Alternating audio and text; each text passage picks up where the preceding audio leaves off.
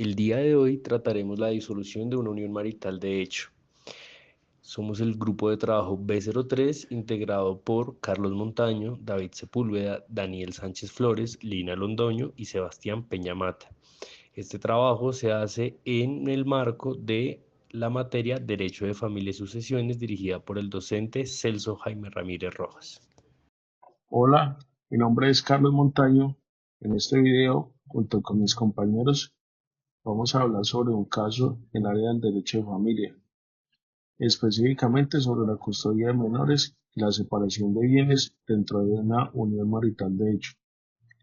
El caso trata de María José Pérez y Camilo Suárez, una pareja que empezó una relación en 1995 y convivió desde 1996.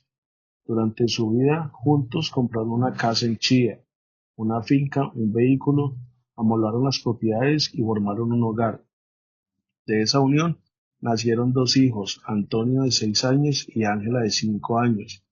En febrero de 2023, Camilo decidió terminar la relación, pero quiere seguir respondiendo por sus hijos. Sin embargo, María José no les permite verlos ni tener contacto con ellos, por lo que él busca asesoría jurídica para saber qué puede hacer para ejercer su derecho como padre y cómo manejar los bienes adquiridos en conjunto.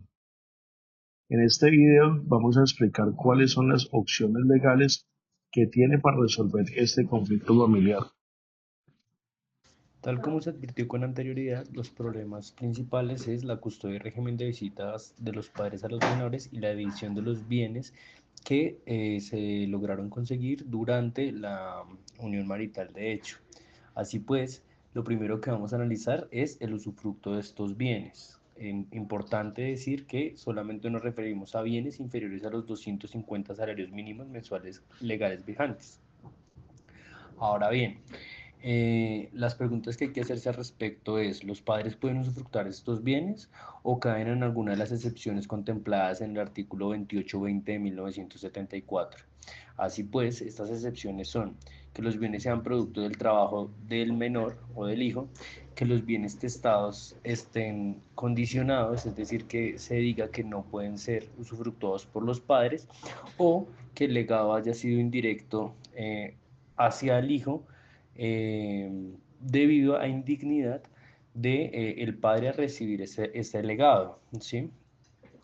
Otras características que son importantes es las características de este usufructo. Aquellos bienes con derecho a usufructo se les conoce como peculio adventicio ordinario y aquellos que no tienen derecho a usufructo se conocen como peculio adventicio extraordinario. Algunas de las condiciones de este usufructo es, en primer lugar, la duración, que va hasta que se emancipe el menor, la caución, que se refiere a que los padres no tienen que dar ninguna fianza por la administración de estos bienes, el peculio profesional, y lo que indica que si los bienes son fruto del trabajo del hijo, esto los administrará como hijo emancipado, o la cesación en caso de incumplimiento de los deberes que le atañen a los padres.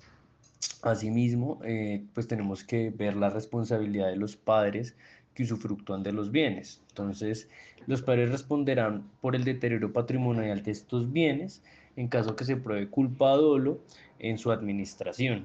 En caso de que alguno tenga un nuevo matrimonio, se tiene que hacer un inventario frente a los bienes que están administrando desde el momento en que los empezaron a administrar. No pueden donar estos bienes y el juez puede designar a un curador para su administración en caso de incumplimiento grave a los deberes de los padres. Frente al resguardo de los derechos de los menores producto de la unión marital de hecho que venimos estudiando, es importante indicar en primera instancia la repartición de la responsabilidad de alimentos. Esta responsabilidad o derecho a alimentos con el que cuentan los menores hace referencia a todos los elementos que eh, son necesarios para la subsistencia del menor. Esto es alimentación, vestuario, residencia y, en el caso de los menores, la educación hasta la edad de emancipación o hasta los 25 años, en caso de que logre probarse el estudio en instituciones de educación superior. Asimismo, es necesario que los padres soliciten la afectación del inmueble donde reside el menor para que éste se constituya en patrimonio familiar y no pueda ser embargado ni tampoco puesto como fianza ante ningún tercero. Por otra parte, también está el régimen de visitas o de custodia del menor. Este régimen de visitas o de custodia compartida de los menores pueden ser acordados mediante unas jornadas de conciliación ante centros de conciliación autorizados y certificados, al igual que la cuota de alimentos.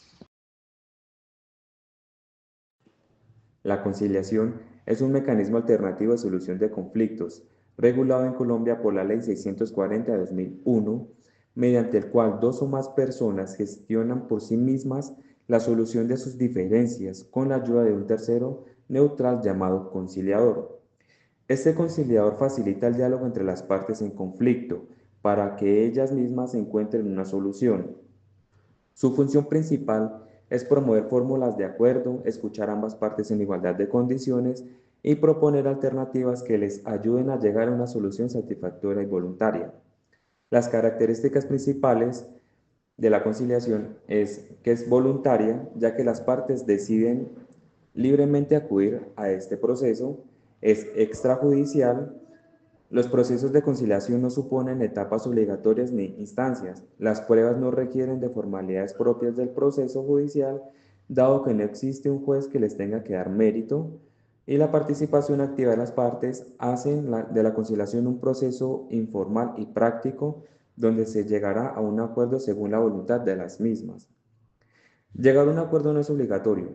Aunque las partes acudan por ley a una conciliación, no están obligadas a llegar a un acuerdo.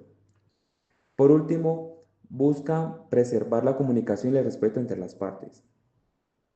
En este caso anteriormente expuesto de María José Pérez y Camilo Suárez, pueden llegar a conciliar los siguientes aspectos.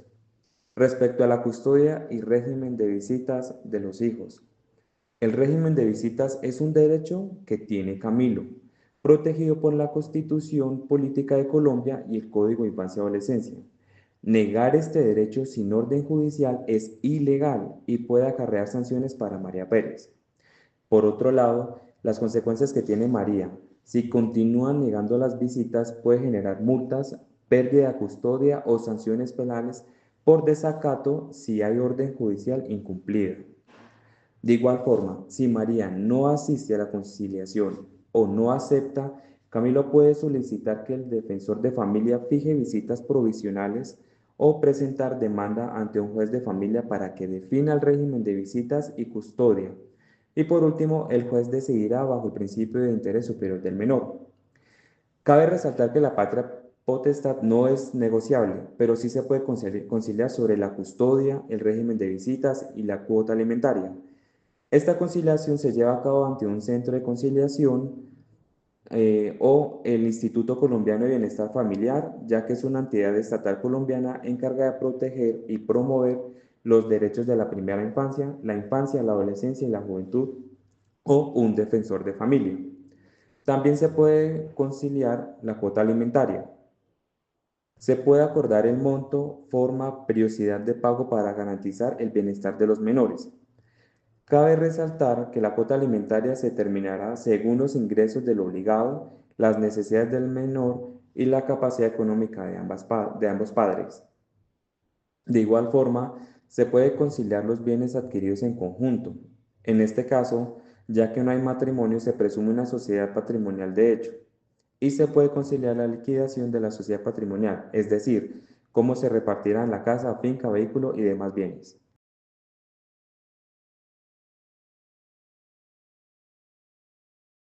La solución al conflicto familiar y patrimonial de Camilo exige una acción inmediata y simultánea en dos ámbitos.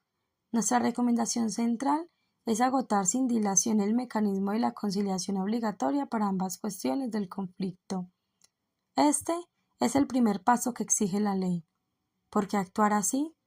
Primero, en el ámbito filial, Camilo debe iniciar la conciliación para formalizar su régimen de visitas, comunicación y trato.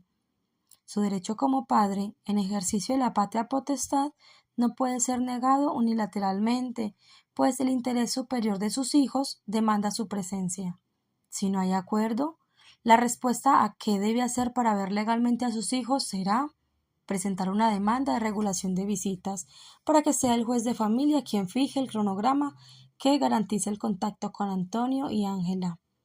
Segundo, en el ámbito patrimonial, debido a los más de 26 años de convivencia, legalmente existe una sociedad patrimonial de hecho. Esto responde a la pregunta ¿qué procede frente a los bienes? La casa, la finca y el vehículo son bienes comunes y deben repartirse por partes iguales, es decir, un 50% para Camilo, un 50% para María José. La conciliación debe buscar la declaración y liquidación de esa sociedad de forma amistosa. De lo contrario, se procederá a una demanda de liquidación judicial. En resumen, la ruta legal está clara. Conciliación inmediata en ambos casos. Si María José se niega a cooperar o a reconocer estos derechos, Camilo debe proceder con la vía judicial, con la firmeza de que la ley colombiana respalda sus derechos tanto como padre como en la división del patrimonio que ayudó a construir.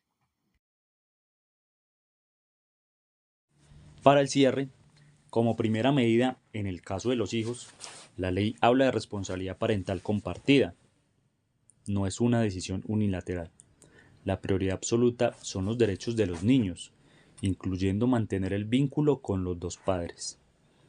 Dentro de las acciones a tomar, no es resolver con confrontación personal, es acudir a las autoridades establecidas, entre ellas defensores de familia.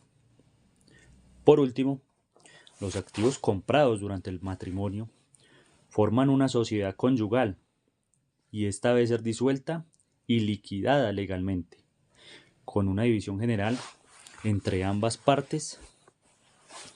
En conclusión, la ley nos protege con mecanismos institucionales diseñados para resolver estos conflictos, tanto en el rol del padre como el patrimonio que construyó están protegidos.